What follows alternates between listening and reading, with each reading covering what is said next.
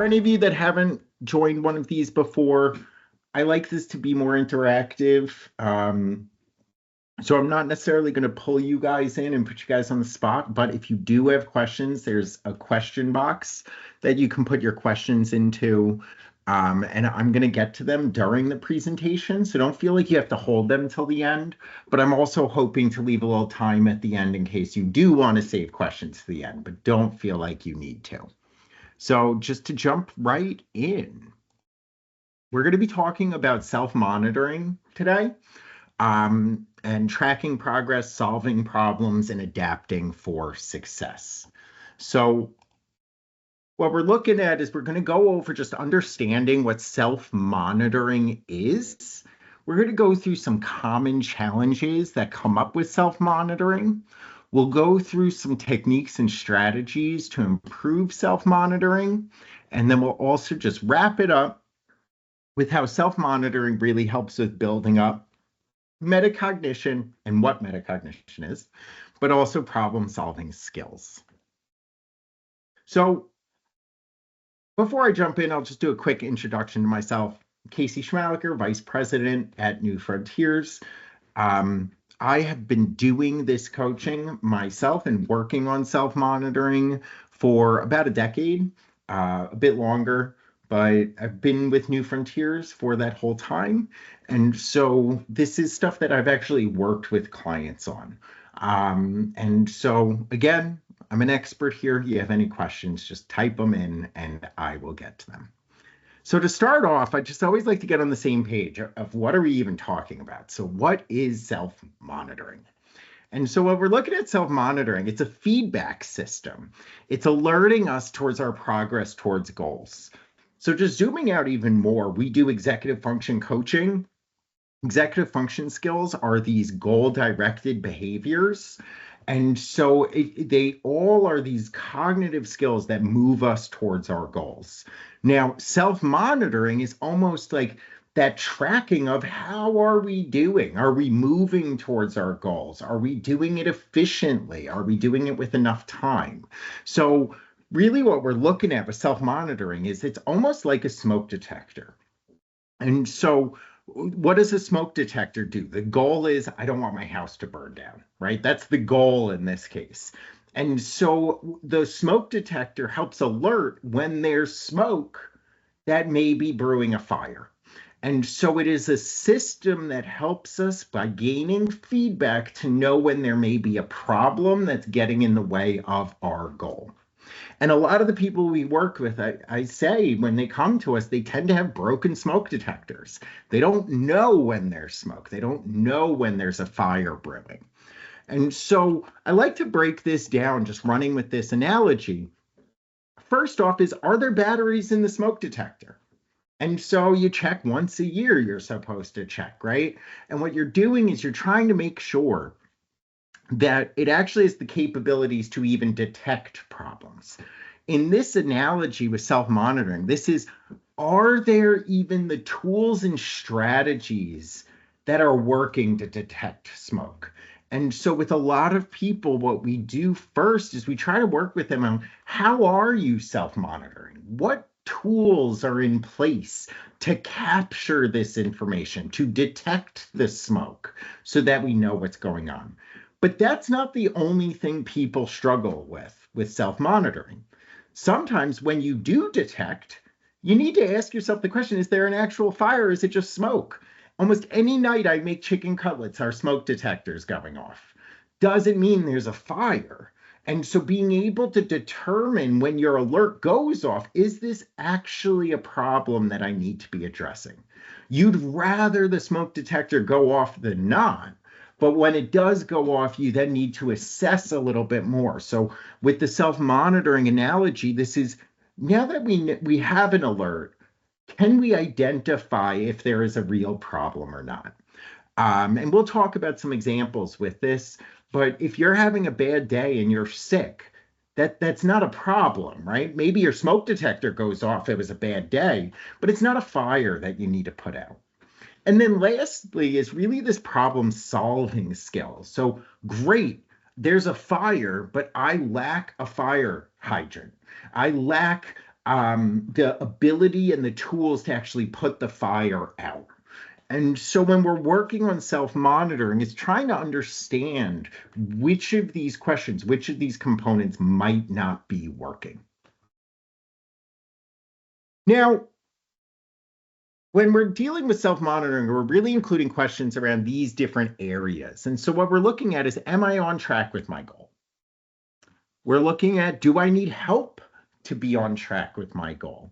And this is looking ahead a little bit. A lot of people are very reactionary with seeking help, but sometimes it might be like, well, I'm on track now, but I might need a little help down the line to stay on track. Is my current approach working? And so you might be doing something, it might be moving you towards your goal, but maybe it's not working quick enough. Maybe it's taking too much time. I always like to use a studying example. You might have the best study method in the world for that exam on Friday, but you only have a week. Or, well, now it's Wednesday, so you only have 2 days. So if the way you're studying is going to take you 2 months, well, self-monitoring, it's not a good strategy for the test you have in 2 days.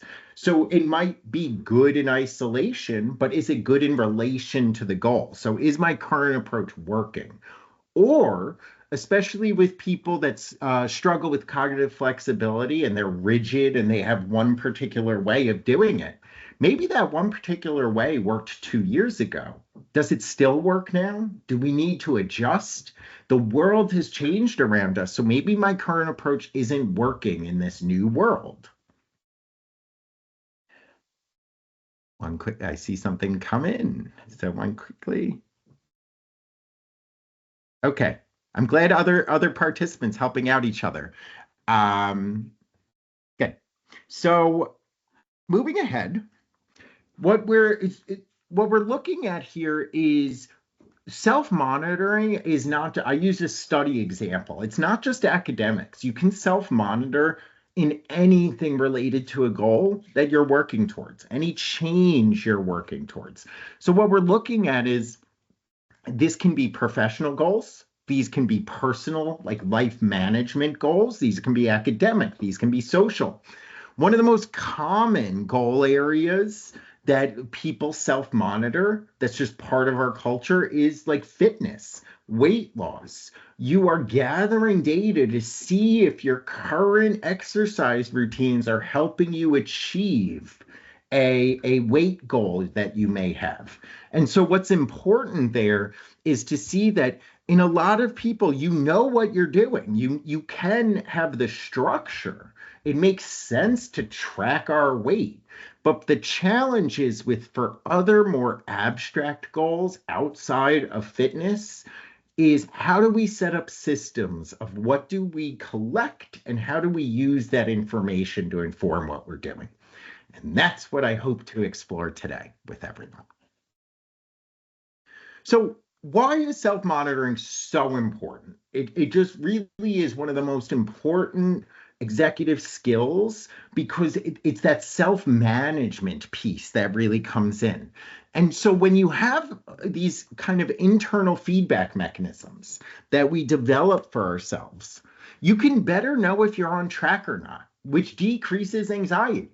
Now, some people might be nervous about, oh my God, I'm off track. But it's better to know you're off track than to worry on if you may be off track. And so you are able to decrease anxiety because if you know you're off track, you can do something about it. What happens is we avoid tasks by not self-monitoring, and then it gets to a point where we find out there's a problem too late. And that's even more anxiety inducing. And when people go through life constantly worried that something is going to be off track that they're not aware of, there's this subconscious anxiety of just waiting for something to go wrong. Whereas if you build up your self-monitoring skills, you can predict when something may go wrong and you have more control over the outcome. Now, when you also have this feedback mechanism, you can adjust away from strategies and approaches that aren't working for you. And so by seeing that, hey, I keep doing X and it keeps leading to Y, let me adjust. Now it's not just someone telling you, do this differently. You're actually almost collecting data to convince yourself that you need to do it differently. Otherwise, you're making a choice to keep getting the same outcomes. On the positive end of that, you can also self monitor success. It's not always self monitoring things going wrong. Sometimes you might self monitor and see certain strategies and approaches that are really working for you. And what's great there is that you can feel good about yourself of, I'm going to keep doing this. It's working for me. We see this a lot when you're talking about kids. So, oh, I can never sleep. I falling asleep is so hard. Great. Let's spend 1 week where we take your phone and your laptop out of your room when you go to bed. Let's see if that helps you. Let's fall asleep quicker. You're actually collecting data and you're able to see if that strategy does work. So all of this helps us move towards these goals. And what's important is a lot of people go through life just like a pinball. They're just bouncing around. They're going with the flow. They have patterns of behavior that are hard to change. But all of this is when you're successful without self-monitoring, it tends to be by chance. It just happens to work out sometimes, and it happens to not work out sometimes. It's this kind of relinquishing of accountability and responsibility. But when you self-monitor, you can move towards goals strategically and with intention, as opposed to just by happenstance and just moving forward. So important aspects of self-monitoring, as we mentioned, there's an awareness of progress. It allows us to adjust in a timely fashion as opposed to really late in the game or too late to make a difference. It allows us to motivate ourselves. When you self-monitor some of these longer term goals and longer term tasks, they can feel demotivating because you're not necessarily seeing that final goal. But when you self-monitor, it's almost like a constant reaffirmation of, look, you're moving forward. Look, you're moving forward. Good job. Good job. And so it helps increase motivation because now not only are you and I just want to clarify here, that's not to say self-monitoring, everything's always going to be rosy. There might be times that you're self-monitoring and something seems off, but that can still be motivating because you did something about it. Now there's a problem that you can solve. It holds you accountable. And so we'll talk about this a bit later as well. But by self-monitoring, you're helping get out of your own way where you make excuses. And so when you set out with intention to do something and you monitor progress towards it, you're preventing excuse making in your own head. And you're able to hold yourself more accountable to what you did intend for. It helps with enhancing decision making because when you make decisions, you reflect on them through some self-monitoring and you can assess, was that a right decision or not? People always say hindsight's 2020, right? But that's not a negative thing. That's not a bad thing. It's good to look back and see, you know what, I did make a wrong decision there. How can I make better decisions moving forward? So really leaning into that growth mindset of bad decisions aren't bad things. Bad decisions are learning opportunities for us. What could I do differently if I had a time machine and went into the past? Good, now I can do it differently moving forward. And then goal adjustment.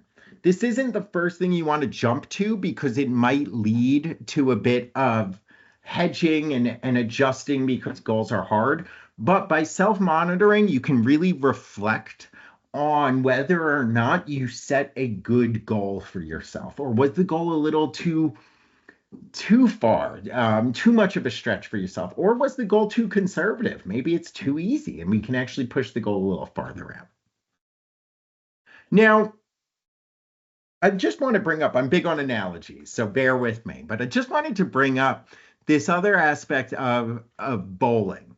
And so when I think of self-monitoring, think about if you went bowling with me and we bet $100 on it, and I said to you, okay, do you want to bowl with a blindfold on or do you want to bowl being able to see the pins. Of course, you're going to say, I don't want to blindfold, but why not?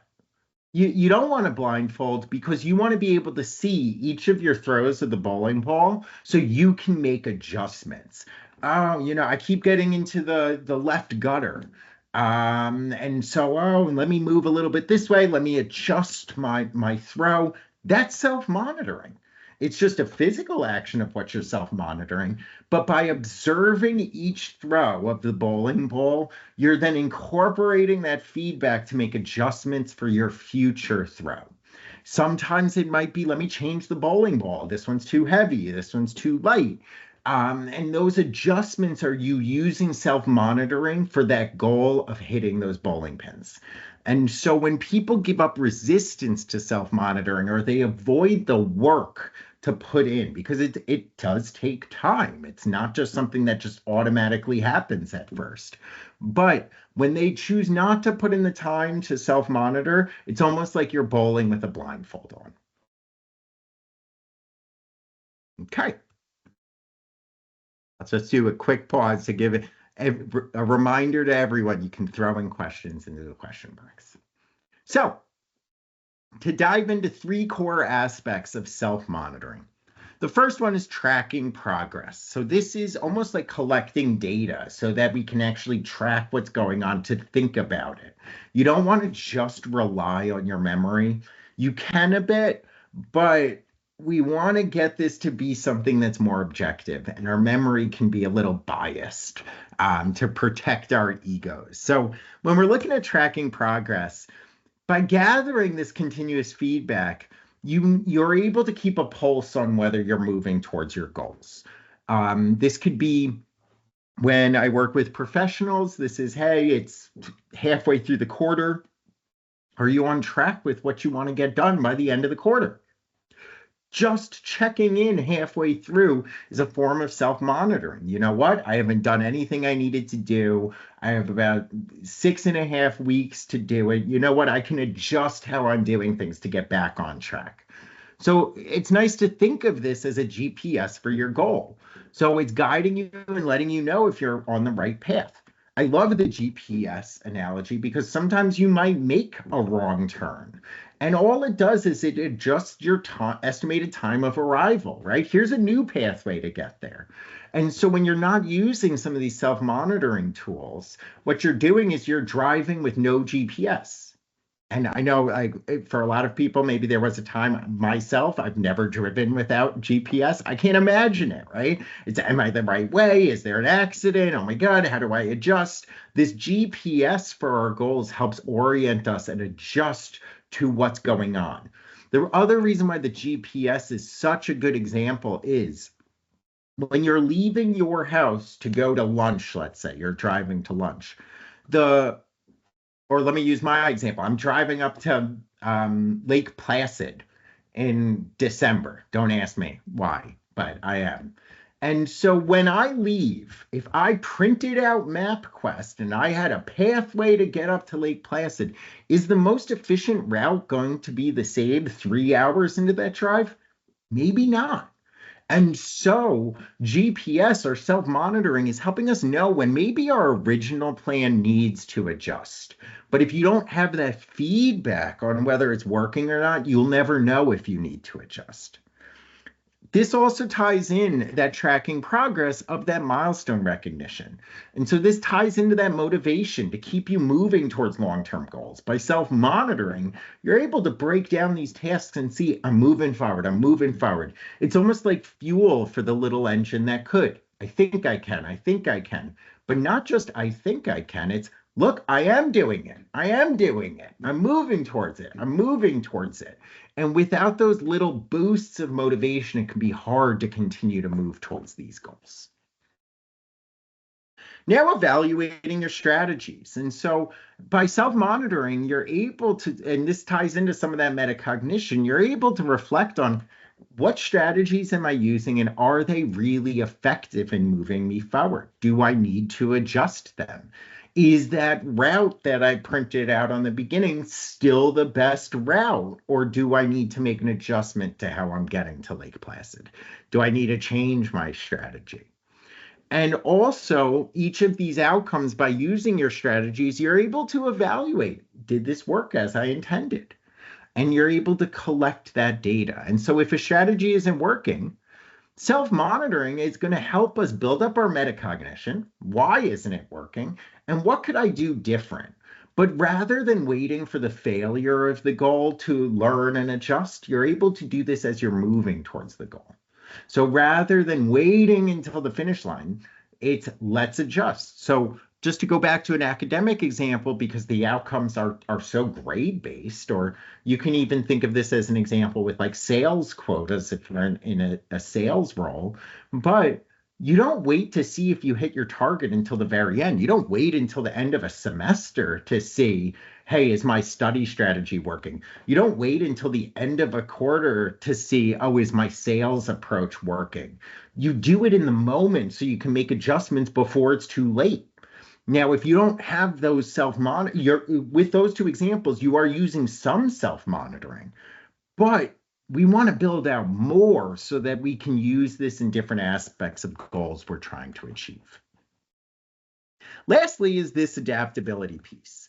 So by self-monitoring and collecting some of this data, what you're really doing is you're promoting adaptability, because you're removing this, oh, I should do this differently, to, oh, clearly what I'm doing is not working. And so when people are rigid in what they're doing, there is a little bit of, well, this is how I've always wanted to do it. Why should I have to change? But on the other end, there often is a doubt of doing something a different way. You don't know what the outcome will be. And so, you know what? I'd rather just do it the way I know than the way I don't know, because who knows if that will work. But by self-monitoring, you're able to collect information to convince yourself you need to change. So it helps you with building up some of this adaptability, because you're able to really see, by doing this, it's not leading to the outcomes I want. So why do I keep doing this? And then it opens up that desire to adapt. It also helps build up resilience. So a lot of that research from Angela Duckworth with grit, resilience, and things like that, by self-monitoring, you're encouraging that growth mindset and you're encouraging the development of resilience, because you don't view setbacks as, oh my God, it led to this terrible outcome. You view setbacks as opportunities to adjust so you can get to the desired outcome. And so it really helps you with maintaining that momentum towards your goal, because you're catching the problems before they might have large consequences.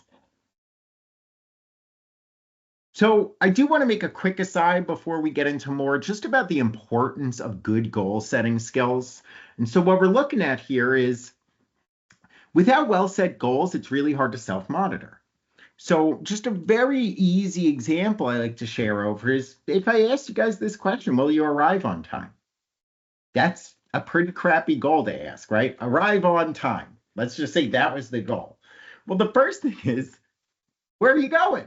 Right? If you don't know where you're going, then how do you know if you're going to arrive on time? And that's just a perfect example of sometimes these goal setting areas, we might be missing that. What is the final destination? Right? So when you say something, I'll use the weight example, I want to lose weight. Well, how can you self-monitor how well you're moving to that if you don't put a number on the weight? Right? Now, the other end of it is, will you arrive on time? Well, what time is on time? If you don't know like when you need to be there by, how do you know? So if I said I want to lose 5 pounds, it's very different of a goal if I say I want to lose 5 pounds by next week versus I want to lose 5 pounds in the next 5 years. How do you self-monitor without these points of reference? And so really thinking about both where are we trying to get to and when are we trying to get to there by. Those are essential for some of that self-monitoring to really interpret, are we on track or not? So, some common challenges that come with self-monitoring. First and foremost is the lack of consistency. Self-monitoring, especially at first, is not a very gratifying feeling. It's not something that's giving you a big dopamine rush or like endorphins coming out. And so what ends up happening is people might start off really strong, but they don't keep with it. They end up stopping tracking their progress regularly. So, a tip to overcome this challenge is to really work on getting this set as a routine. So, using apps or alarms when you're working on a self-monitoring strategy, setting some types of reminders of depending on the cadence and frequency that you're self-monitoring. It might be daily, it might be weekly, it might be monthly, but you want to set something up where you keep that regular. And so you want to create that routine so that you're just getting into the flow of self-monitoring. And we'll talk about what assignment, why we may not be consistent a little bit later. Could also be overestimating progress. And so when we overestimate how well we're doing, oh, today was a great day. Today was a great day. This could be relying on memory or feelings as opposed to concrete data. And we'll talk about ways to make information more concrete. But the more specific we're able to be about measuring progress, the better the self-monitoring will be because it removes our biases. We always want to tell ourselves, you did a great job, you did a great job. It just makes us feel better. And so trying to find ways to make it where it's not just always impacted by our biases. It could also be very negative. If you lack a lot of confidence, it might be, I'm not doing a great job. I'm horrible. I'm horrible. But what do you mean you're horrible? Like based on what? And so the tip here is to try and use measurable metrics.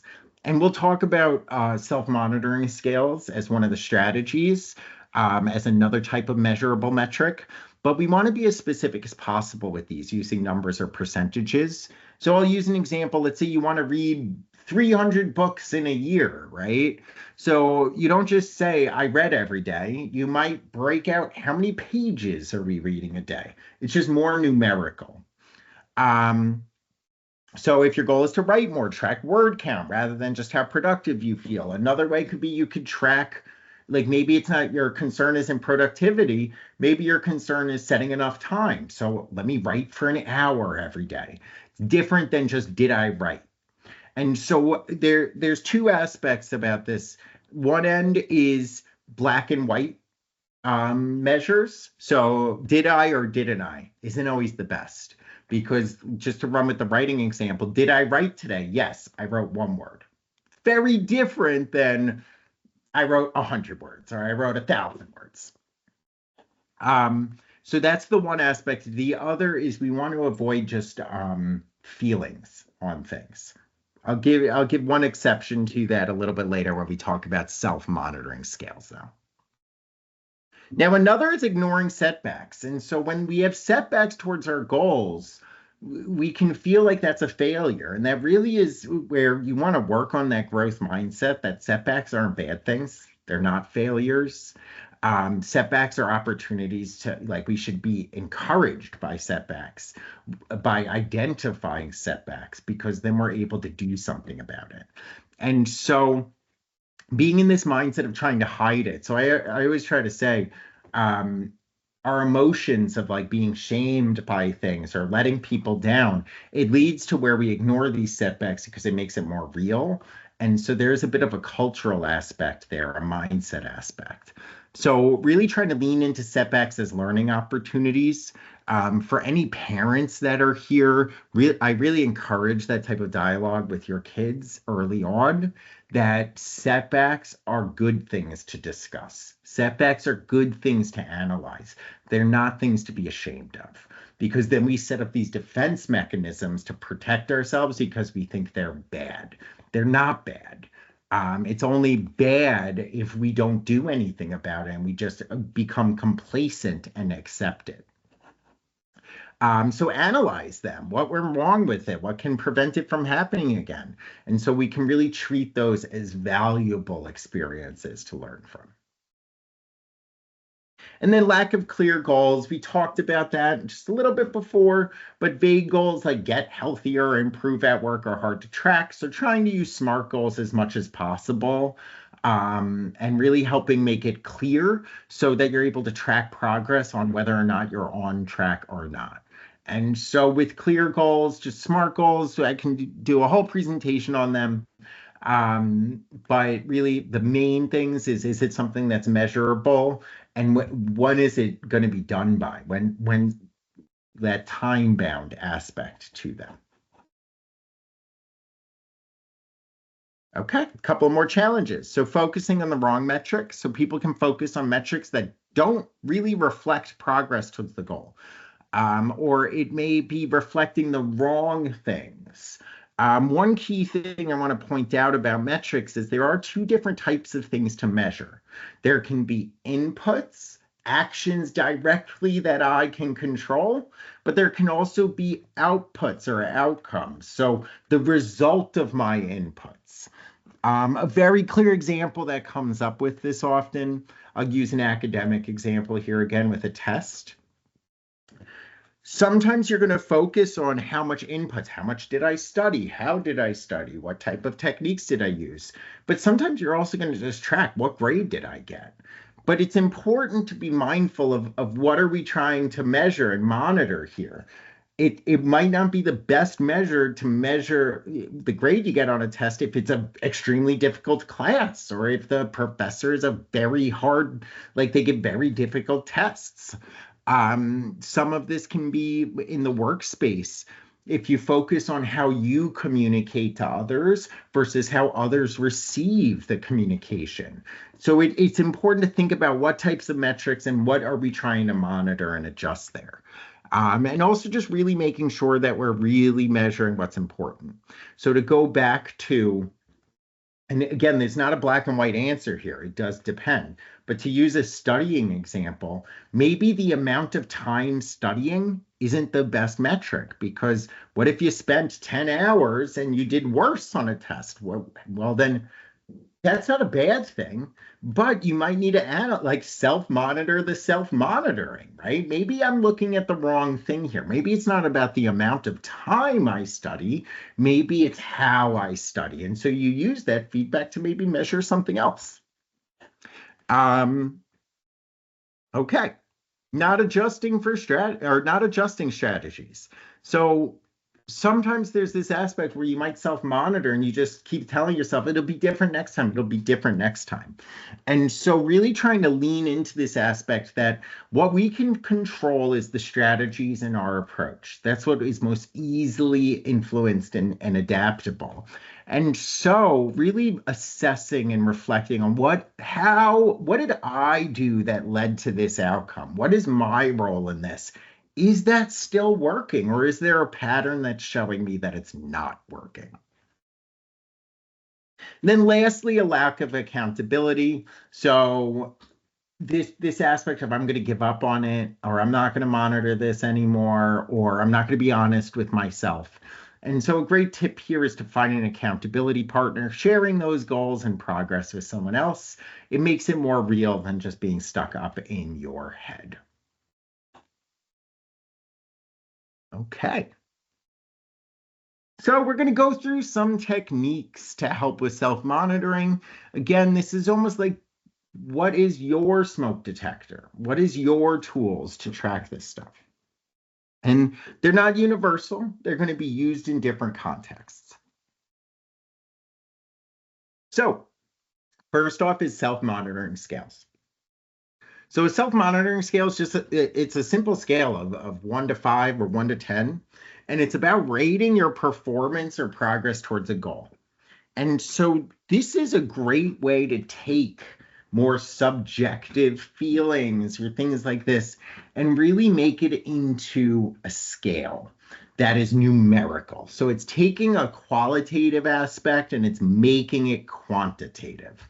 Because when something's quantitative, you can better analyze it. So you can have a scale. I'll share a couple of examples of scales I've done. One of my favorite ones to do is tracking your mood. 1 being it's the crappiest feeling. I feel so crappy. It's horrible. 10, I feel great. Anyone that has Apple Watches, they have these. They're all of these mood trackers. This is all to really see what's your mood like. But I often pair it up or encourage people to pair it up with their productivity. So that way they can see how their mood might be impacting their productivity.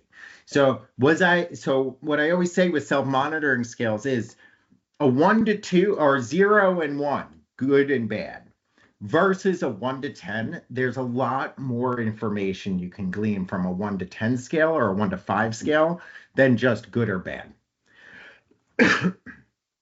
So you can track these. So I purposefully left this vague of what they were tracking, but this could be looking at day of the week. I'm rating my mood, let's say, or I'm rating my productivity. And we keep track of that and we look at, oh, this 5, I did not feel productive. I did not get a lot done. Oh, okay, but I was sick that day. I wasn't feeling that well. And so you can start to see patterns. You might see that your productivity is much higher on Monday, Tuesday, Wednesday, and Thursday, Friday it dips down.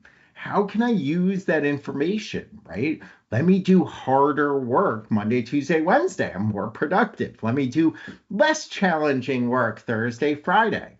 I've used this a lot with students for different times of the day. When do you feel most productive? And just ask them 3 times through the day. Do they feel more productive in the morning, more productive in the afternoon, more productive at night? And we use that information for planning, prioritizing, and time management. When are you going to do stuff? But if you don't track it, how do you know when you work best? How do you know when you're most productive? So some examples here, mood tracker, as I mentioned, focus, productivity. I also mentioned anyone that either here is taking medication or if you have kids that take medication, these self-monitoring scales are so helpful for psychiatrists because now you're able to really communicate over how you're reacting to medicine. I set this up. My mom just recently started taking like blood pressure medication, and I had her doing this so she could communicate over how she was feeling and not just be like, oh my God, I feel bad, but to help her on that journey that if they do mix up that kind of cocktail of what she's doing, she has a point of comparison. They give her a new medicine. What are they going to do there? Is it better than the old medicine? Is it worse? But if we just, with no scale, what are we comparing it to? Sleep is another big one. So while this is a self-monitoring scale, you can tie up productivity. I do this a lot with people. I tie up their productivity and I add in another column onto this where it's a sleep tracker as well. How much sleep did you get the night before? And then compare it to the productivity. And I've had a lot of people finally come, like, own the fact that by staying on their phone in bed at night, they're getting 6 hours of sleep and they're directly impacting their productivity. They see it. It's not me just saying not getting sleep makes you unproductive. It's them collecting data themselves to make those connections, to actually convince themselves and sell them on why they may need to actually change their behaviors. Weekly planning. So this is a big one where sometimes people are like, let's plan out our whole week. And then they don't necessarily stick with it. And so they tell themselves, oh, you know what? Weekly planning is not worth it. Well, I've made some self-monitoring scales for them each day. Did you follow your schedule that we set? Did you follow your plan? And what they see is, you know what? I didn't even give it a chance. I didn't follow the plan. So it's not that the plan is not working, it's that I'm not using it. So it was able to help them see that the problem wasn't necessarily setting a weekly plan. The problem was them actually using the plan. But without the self-monitoring, what would have happened is they would just be blaming the actual planning, not the follow through with the plan. So benefits, it's a quick and easy way to assess progress. You do it in the moment, you're literally writing down a number. You could do it on your phone very easily. Google Sheets you can easily track. You can have a notes factor to track it. You could have a pad of paper. It's pretty simple to be able to collect that information. You're able to also track trends and patterns over time. So when you're in the moment, it can sometimes be hard. Our organization went through a period of time where we tried having meetings in the afternoon, and by monitoring how well we thought the meetings were, we saw we're not productive having full team meets in the afternoon. I know that sounds like obvious maybe for some people, but for us, our meeting productivity and how we feel after meetings is much higher in the morning. And so we use this data to actually track that trend and make an adjustment. And it also helps identify areas that may need improvement. It helps that signal flare that there might be some smoke that we need to look into. Another is checklists. Um, you can have checklists in so many different areas. We're talking about it here really not just on like planning what we're doing. That's a different executive function, but this is about that self-monitoring of progress. And so you want to break it when you have I also want to make a quick aside. This isn't just like a master list of what's everything I need to do.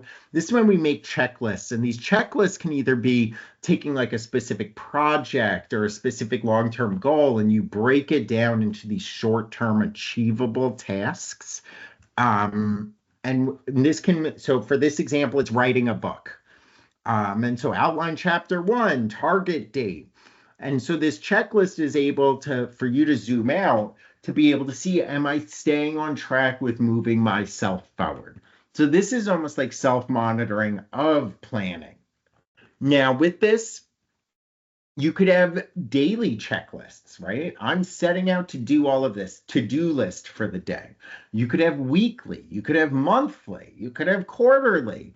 For professionals, when it comes to monthly and quarterly, what does that really look like? That looks like there's a lot of project management tools for those, right? Are we on track of where we need to be? For students, this might be a syllabus, right? We make a checklist of our syllabus. Did we study? Did we do this? But you're able to see, are we moving ourselves forward?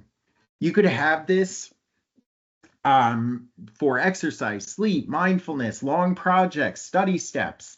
And so like a checklist might be, every night I want to do a night routine. And so let me make a checklist for each night. And then I could see, am I following through with all of those steps? Okay. So the benefits of a checklist is that it helps you stay organized and avoid something slipping through the cracks.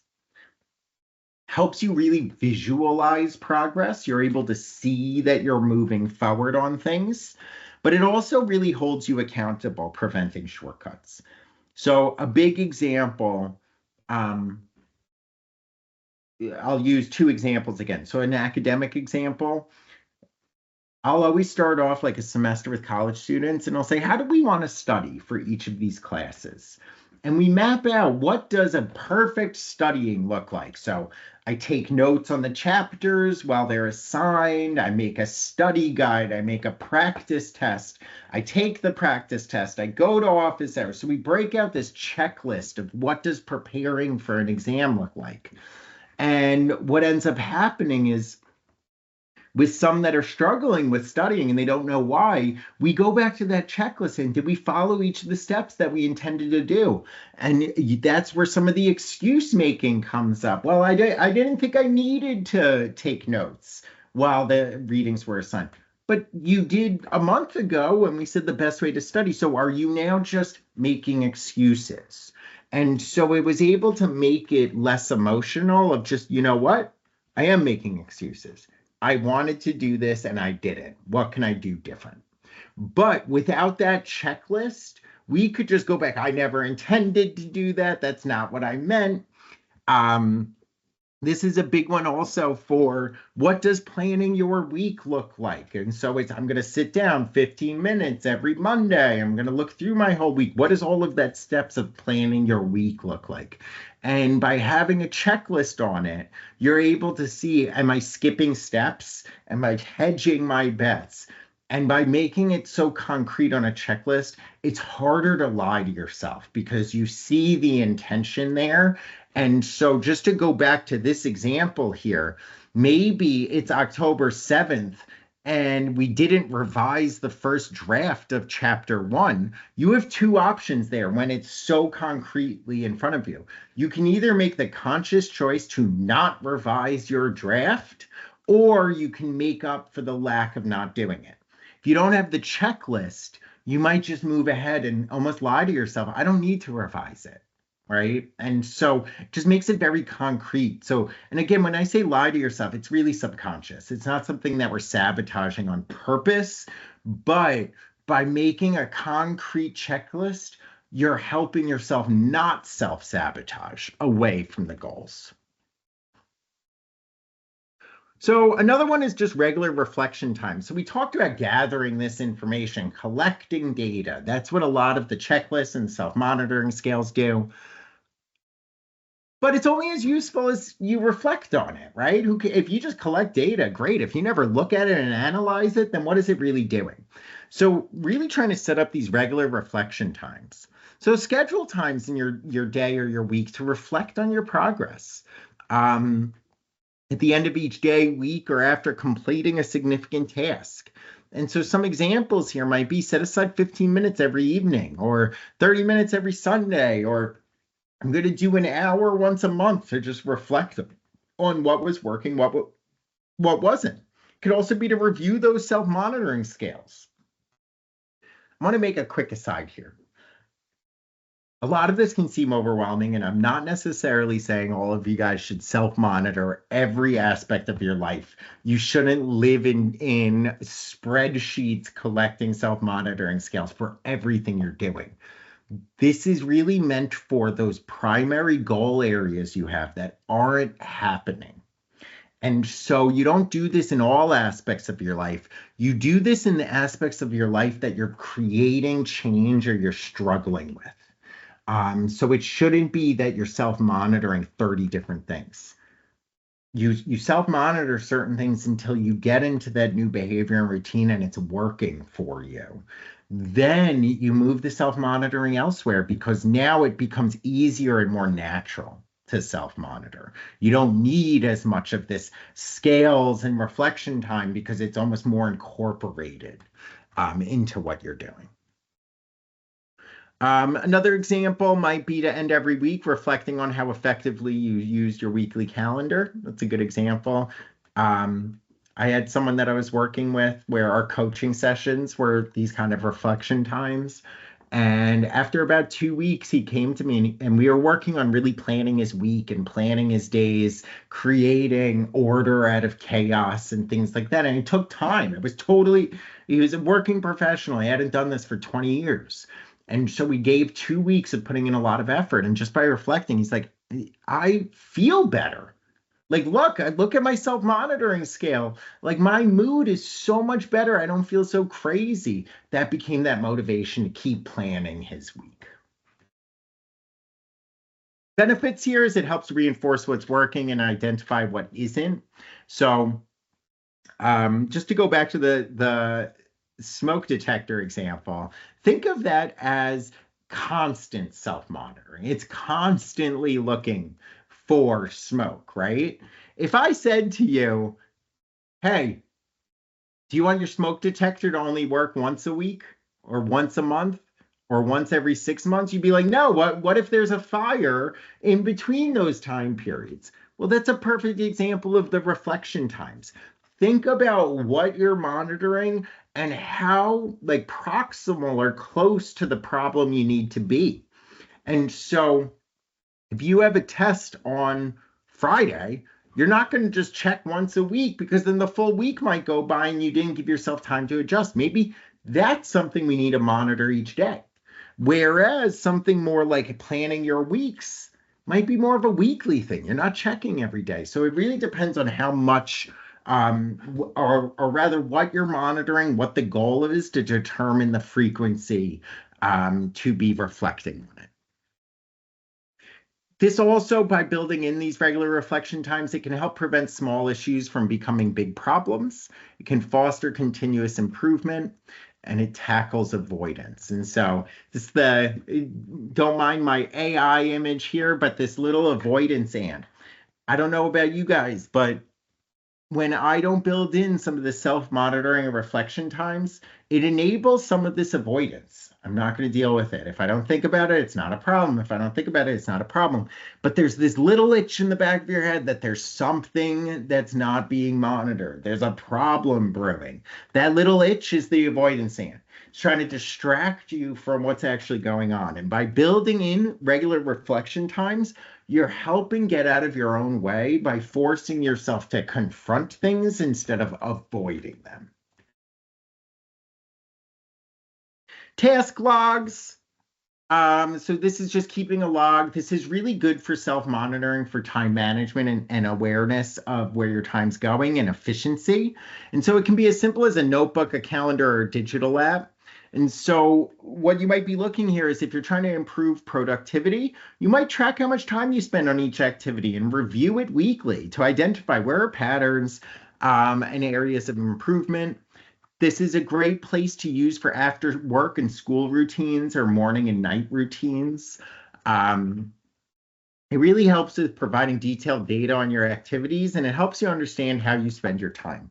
I had someone that I was working with that wasn't able to get to what they needed to do. And so we went through tracking their time a bit, and we incorporated phone usage time, like the phone app usage on their phone.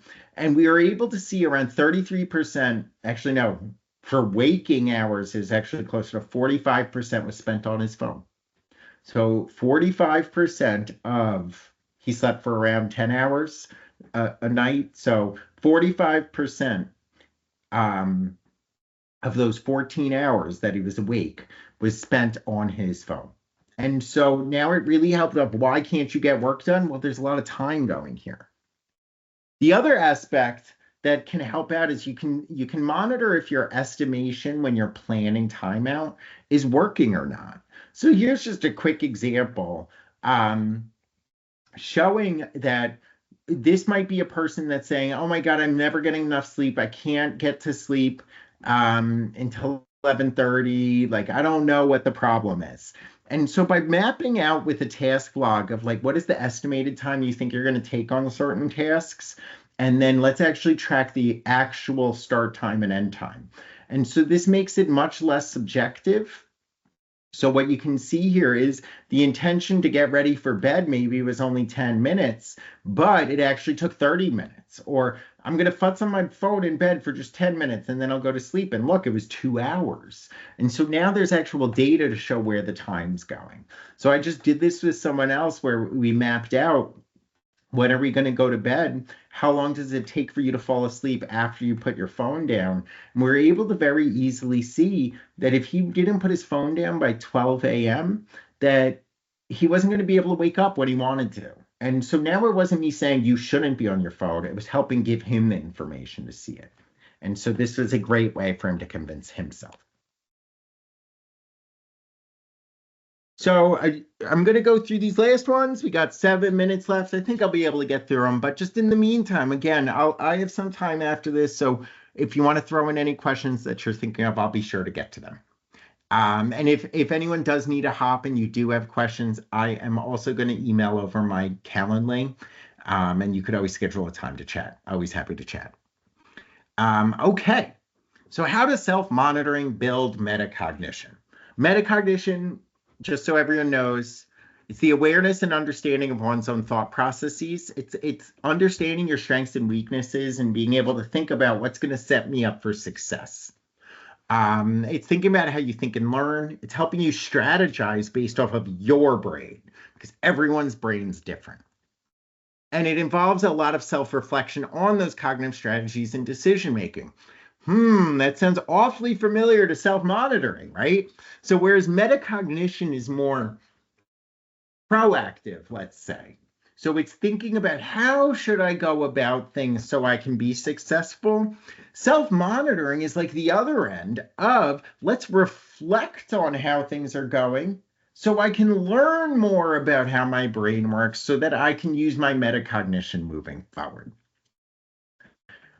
So self-monitoring is a foundation where really practice makes perfect. So the more you think about how you think, the easier it becomes. So just this wording here, the more reflecting on how you thought you did or how you were thinking and how you actually did makes it easier for you moving forward to think about how you will think or will do.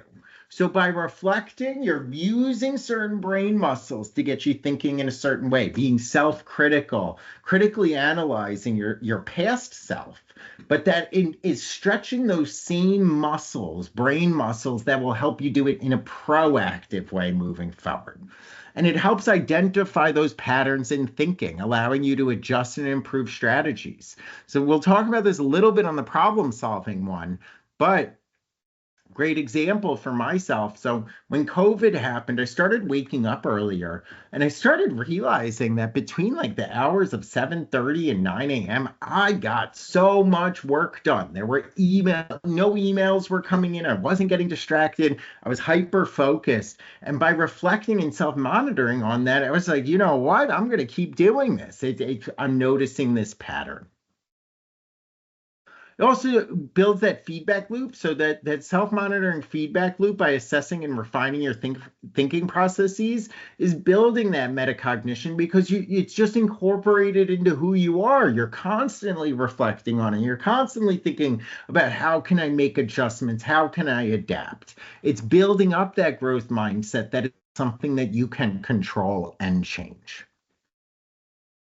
It enhances problem solving by making you more aware of how you approach them. So instead of just being a pinball bouncing through life and problems get solved, self monitoring is building up that critical thinking of how did I go about this and was it the best way to go about it? And then growth over time. So it just inherently encourages the development of a growth mindset. And this improves with practice and it becomes more and more automatic and integrated into daily thinking the more you practice this. So now looking at enhancing problem solving, some of this is going to be repetitive because metacognition inherently and growth mindset and self-monitoring, it's all about solving problems. But you'll notice, so here's an example. So let's say with identifying patterns, you notice you tend to rush decisions when under pressure or avoid tackling complex issues until the last minute. So you procrastinate, right? Um, Now, you know that when you procrastinate, you rush decisions, you make impulsive decisions. And so you might make a rule to problem solve that issue by I'm not going to make any decision. I'm going to give myself at least 30 minutes before I make a choice. But that was you noticing that problem and being able to enhance that because you noticed the patterns of it. It enhances adaptability. So you might notice that your calendar system isn't helpful because it is physical, not digital. These are my favorite. When I have to guide people through, like they're like, oh, I love my physical calendar, or I want to use the whiteboard in my room to track everything I need to do. And I often have to guide them through some self-monitoring of, well, why did that task fall through the cracks? And they might say, oh, I heard about it while I was in class. The whiteboard wasn't in front of me. I wasn't able to write it down. I forgot by the time I got back to my room. And so this was guiding through like problem solving of, what, my system of a whiteboard wasn't working. I need something else to do it. So while you might love your physical calendar or whiteboard, it isn't helping you with making and sticking to plans. And so that self-monitoring enabled you to solve problems there. Boost confidence because when you are able to see that you are solving problems in the past, you're more likely to approach these new challenges with confidence that you're able to do it again. And so a great strategy here is when there's some of these big problems you overcome, it's really important you can refer back to them. So I often will do this so in my coaching, I'll do this maybe every 10 hours I'm working with someone or just on some cadence where I go, let's reflect on where we were. And let's see where we've come and what problems we've solved. And it helps give that frame of reference through that self-monitoring of, you know what, I'm going to keep putting in that hard work because look where I am now. Can help with improving decision quality. So by reflecting and self-monitoring the decisions, is it leading to the desired outcomes? Is there anything I didn't realize would be an unintended consequence? And really taking that time to assess them and reflecting on it. And then it helps with reducing bias. So the more we're able to reflect on our thought processes and self-monitor, you can be more mindful that that's something we can control. You're able to make more objective decisions. And so by self-monitoring our problem solving skills, we're able to see where there's certain pitfalls, where maybe there's certain emotional attachments that we have.